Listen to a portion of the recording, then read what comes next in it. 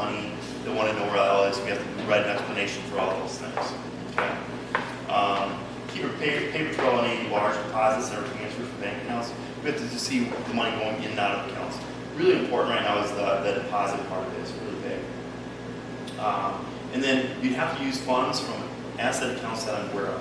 So if you got an account at First American Bank, and you got an account at Chase, okay? Then all of a sudden we go to closing, and then you get money transferred in from ING. Like, wait a second, we didn't know about ING. We have to know about all the accounts that you're going to use the monies from. We have to know where they came from. Don't refrain from changing jobs. Definitely becoming self-employed, not a good idea during that time period. Because with self-employed people, we have to have a history of your earning income on your taxes 2 years before we can use that income. Refrain from buying a new vehicle, like I mentioned, this guy, or furniture or anything like that. I had another guy who had a really close debt-to-income ratio, and he went out and he charged up all his credit cards. They look at that too.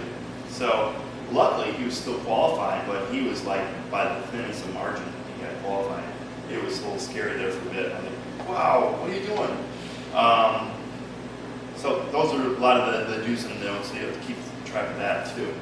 Now I mentioned earlier too about PMI, and I talked about how your credit scores affect your rate. It also affects your PMI. Okay. So for example, if you put 10% down, and you have a 760 or better credit score, what happens is that you have the PMI rates are annually. So you just take like your loan amount times the annual percentage and then divide that by 12. Okay, so let's say that your loan amount is $100,000, okay?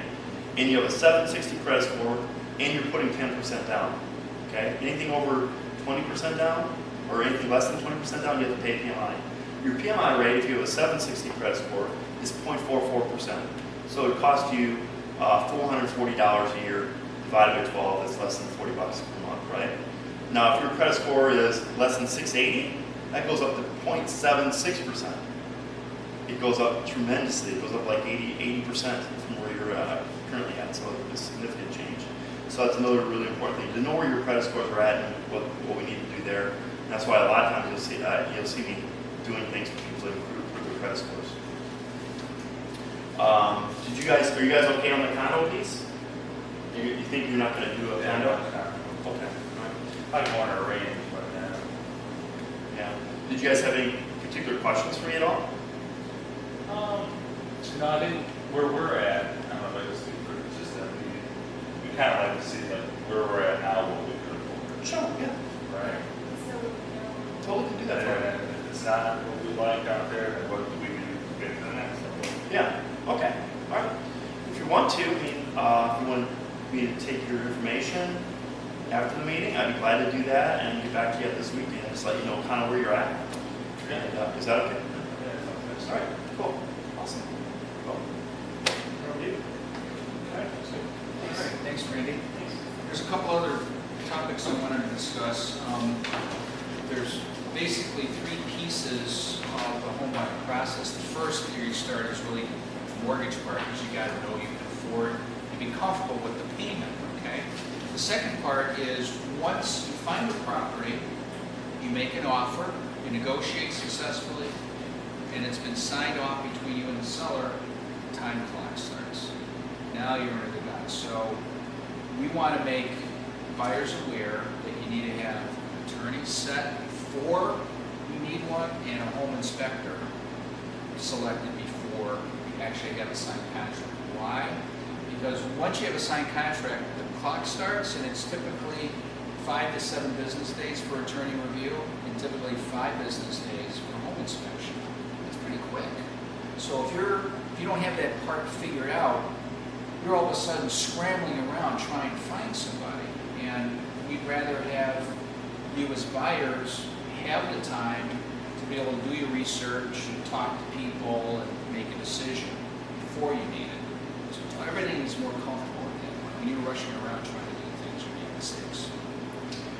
So what I wanted to have Joe talk about is when you need a real estate attorney. He has certain experience recently, and I think he can talk about this topic. You want to come up and have a little discussion about that?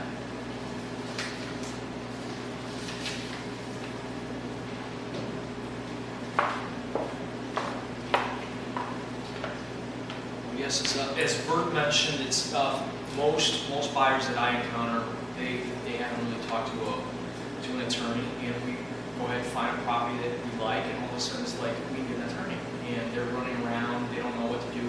We normally will hand them an attorney list, and if you guys have that there, these are people that we work with, that we've had positive work relations with. They're really good. What we want to look at an attorney, and that's why we put this together as well. Why do you been a real estate attorney?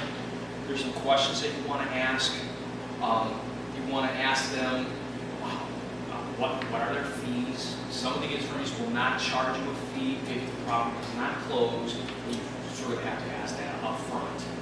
I've had experiences where they'll go to a family friend, and the family friend is going to charge them by the hour or some kind of fee up front. Our attorneys won't do that, depending on the deal. I mean, it can vary, so it's kind of tricky. Because if it's a very expensive property, if it's a multi-unit, if it's some kind of commercial property, if it's a short sale, there are different fees, but you want to work all that out up front. You can call your attorney, he's not going to charge you anything, and then you'll feel comfortable. There's several that we have here that we work with. You're going to feel comfortable with that person, and then when you find the property, you're going to feel great, calling them and sending them all the paperwork. But the attorney's going to check. One of the concerns most of my clients have is if they're buying a condominium, what's going on with the budget, what is the association, and how well is it run, are there any special assessments? Well, we're going to try to do all we can up front to find that out from the other realtor, but it's part of the contract and part of the attorney's job to send a questionnaire and to interact with the other attorney to get all that information back. What are the rules for rentals? Are there any special assessments coming up? Oh, all of a sudden we find out they're going to do a new roof, everybody's going to get hit with $12,000. So we're going to know all that kind of stuff up front, but there are contingencies in the contract to protect us from this, to get that information back out of the deal if we find some big problem or issue that we don't want to deal with. So it's always better to do it right out front. So you've got the handout there that kind of explains it, and I think these are great attorneys. We have one guy that specifically does a lot of short sales. Not that you ever have to do something like that, but there's guys that open commercial and HUD properties, Freddie Mac, which are really tricky. I can tell you from my point of view, when you guys are ready to buy, the attorney really key your transaction. I've had, because some people just get some family friend or whatever, and they don't really know real estate law. They get lost. They're like,